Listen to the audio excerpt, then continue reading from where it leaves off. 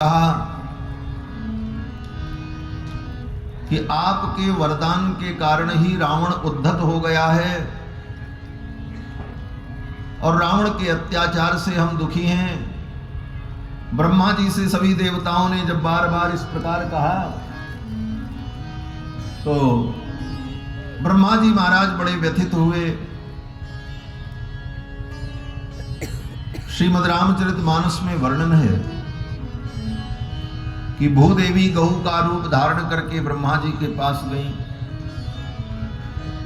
और ब्रह्मा जी ने और सभी देवताओं ने विचार किया भगवान कहाँ मिलेंगे।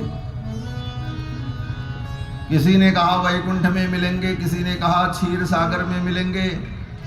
ये सब रख दो, ज्यादा देर यहाँ खड़े रहोगे तो हमारी कथा बिगड़ेगी। चलो उठो।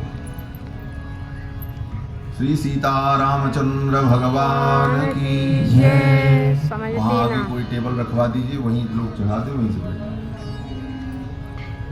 श्री सीता रामचंद्र भगवान की जय। 2 बार भगवान नाम संकीर्तन कर लें। सीताराम सीताराम सीताराम जय सीताराम सीताराम सीताराम। या भगवान कहाँ मिलेंगे?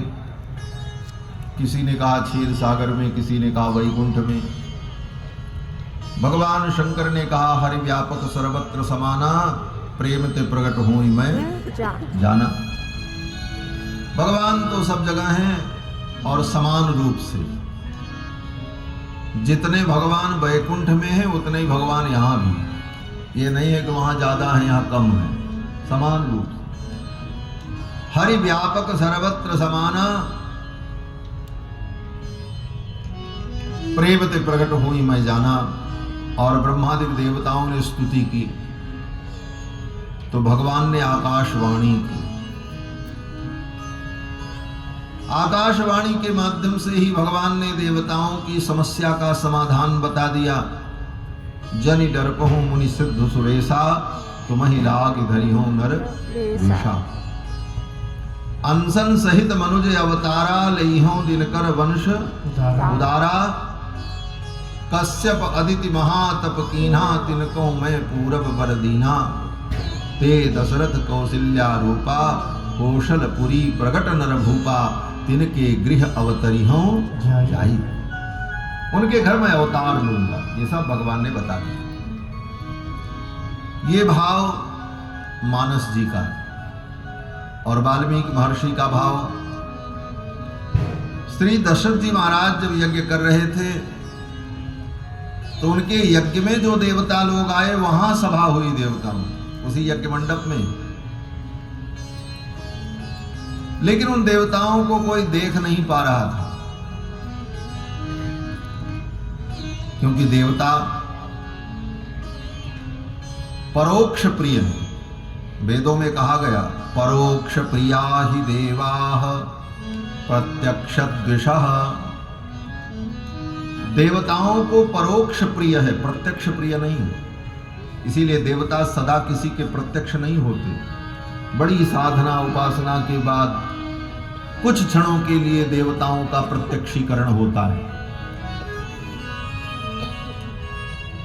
अब ये सब बातें कई प्रकार से शास्त्रों में कही गई हैं। मीमांसादि विषयों में तो देवताओं के स्वरूप का भी वर्णन नहीं है। मीमांसा शास्त्र में तो देवता का कोई विग्रह, कोई मूर्ति है, ऐसा भी स्वीकार नहीं किया जाता। देवता केवल मंत्रमय है, ऐसा वर्णन किया जाता है।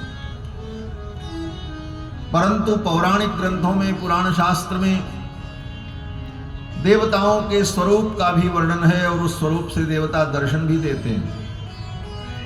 परंतु बड़ी ही साधना के बाद, उपासना के बाद देवताओं का साक्षात्कार होता है।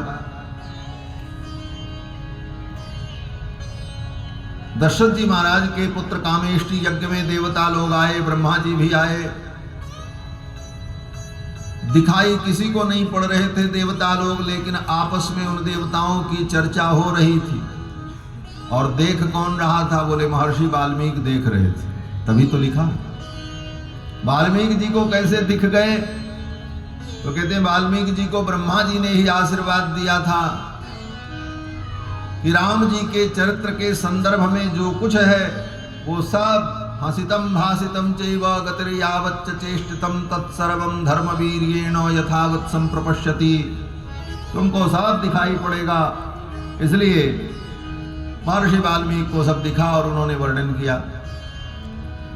अब जब देवता लोग आए तो सब देवता ब्रह्मा जी को ही सुना रहे थे, आपके कारण ये सब उपद्रव हो रहा है, रावण जो कुछ कर रहा है सब आपके कारण, आपने ही वरदान दिया।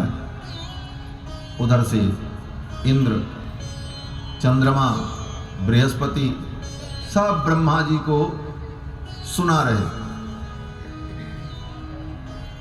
ये वही दृश्य था जैसे घर में बाबा जी जो बूढ़े हों, नाती से बहुत प्यार करें, नाती से बहुत लाड करें और उनके लाड प्यार से नाती बिगड़ जाए, पूरा परिवार परेशान हो तो परिवार के सब लोग कहते हैं आपने ही तो बिगाड़ा है। किसने बिगाड़ा? घर में होता है। अब ब्रह्मा जी तो सबसे बूढ़े बेचारे, और ये रावण तो उनका पनाती ही है। पुलस्त महर्षि ब्रह्मा के पुत्र हैं और पुलस्त के पुत्र विश्वश्रवा और विश्वश्रवा का पुत्र रावण। उत्तम कुल पुलस्त कर नाती, शिव बिरंच पूजेऊ बहुभांति।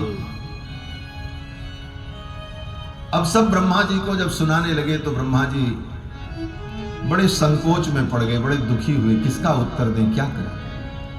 और ब्रह्मा जी की इस दयनीय दशा को देखकर भगवान को दया आ गई।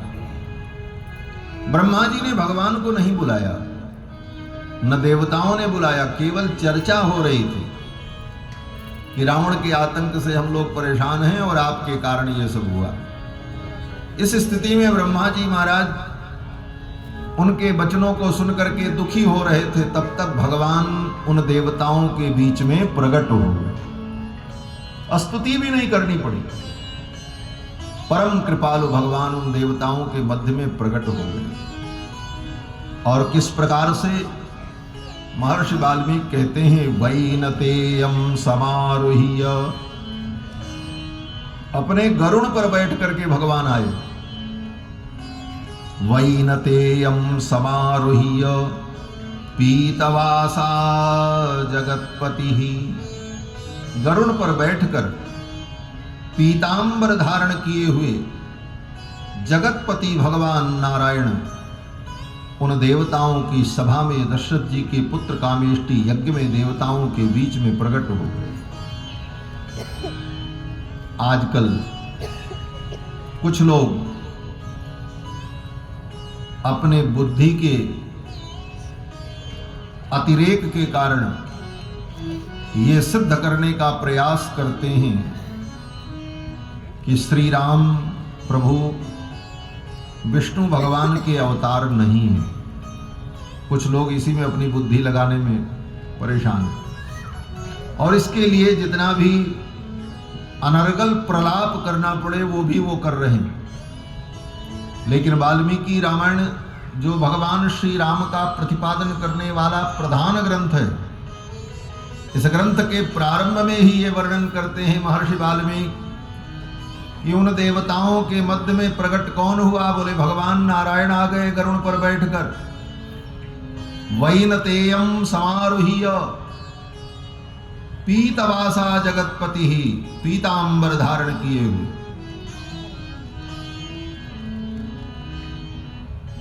पीतवासा, पीतांबर भगवान का एक नाम है। पीला है अंबर जिसका, पीला है वस्त्र जिसका, यह विशेषता भगवान के लिए ही कही जाती है और किसी देवता के लिए नहीं। और भी देवता पीतांबर पहन ले तो उनको कोई रोकेगा नहीं, हाँ कोई रोक टोक नहीं है। बाजार से कोई खरीद के ला के पीतांबर पहन ले, आप भी पहन लो, कौन रोकने वाला है। लेकिन पीतांबर ये नाम तो केवल भगवान का। पीला है अंबर जिसका, ये बहुप्रिय है समास। पीतांबर शब्द भगवान के लिए ही प्रयुक्त होता है और किसी के लिए प्रयुक्त नहीं।